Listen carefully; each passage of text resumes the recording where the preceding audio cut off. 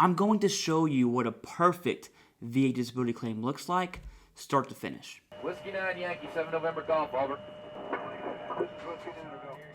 I'm going to show you some snippets of service treatment records and VA medical records and how you can organize these into the picture-perfect VA disability claim. We're going to be submitting each claim in PDF files so the VA has every single thing they possibly need all in one spot. Now I need to warn you, this is going to take some digging on your end, but if you commit to this, your VA disability claim will be processed faster, you will have a higher chance of success, and the VA will even give you a good old pat on the back. Let's go ahead and jump into this thing. We know that every VA disability claim needs these three things. You need an in-service event, a current diagnosis, and a nexus. We are going to build our PDF files around the big three.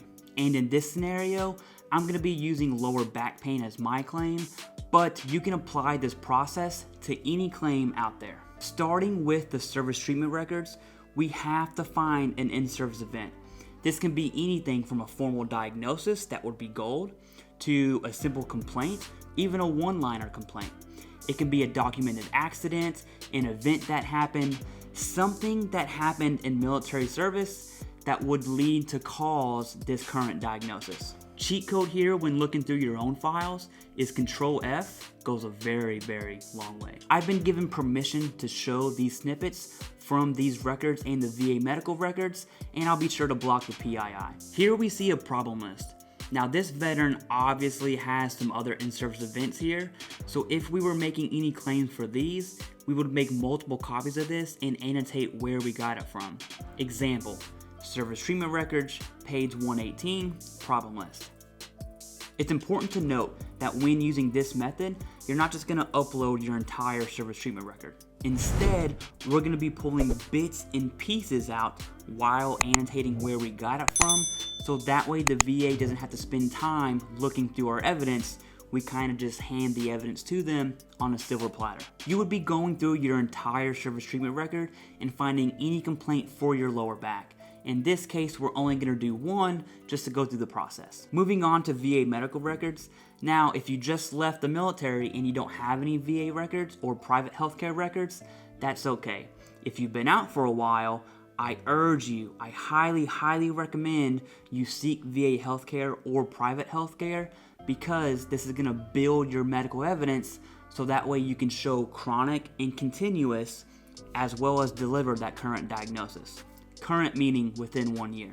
The same thing applies here. You're going to open up your VA medical records, hit Control F, go ahead and search for back or whatever it is you want to search for, and then find the complaints within your VA-MC records of your back. Here we can see that in our VA-MC records, we have an ICD. ICD is International Classification of Diseases. So using Google to look this code up, ICD Tag 10 M54.50 is low back pain unspecified. So we're going to take this, mark where we got it from, VA MC records page 23, diagnosis. Of course, we would go through our entire VA MC records and pull every complaint for our lower back, but for this case, we're just going to do one. So we have our in-service event from our service treatment records, we have a current diagnosis from our VA medical records, now we need the nexus. And this one gets a bit tricky. There are a few ways to get a medical opinion, and you don't always have to pay for one. First, your VA primary care or whoever you're referred to, they have the ability to write a nexus and complete a DBQ. Now, not all of them will do it. Some do, some don't. But build that relationship with your primary care and see if they'll go ahead and give you that IMO and DBQ. DBQ stands for Disability Benefits Questionnaire. You can go on Google, look up DBQ VA, and you'll see a list of public DBQs that the VA gives you for your primary care to fill out. DBQs determine the current diagnosis and the severity of symptoms. And at the very bottom in the remarks section, it is absolute gold if you can get your primary care to provide you a burden of proof statement within that section. A burden of proof that you're looking for is going to be at least as likely as not, which is 50% or more likely than not, which is more than 50%, or due to, and this one you'll rarely see, but that means that your condition 100% has caused this disability. You can also seek a private provider to complete this DBQ and write an IMO for you, but in my opinion, there's only two things that would make me want to do that. One, if I've already been denied and I'm fighting through an appeal, or two, my in-service event either doesn't exist or it's very weak.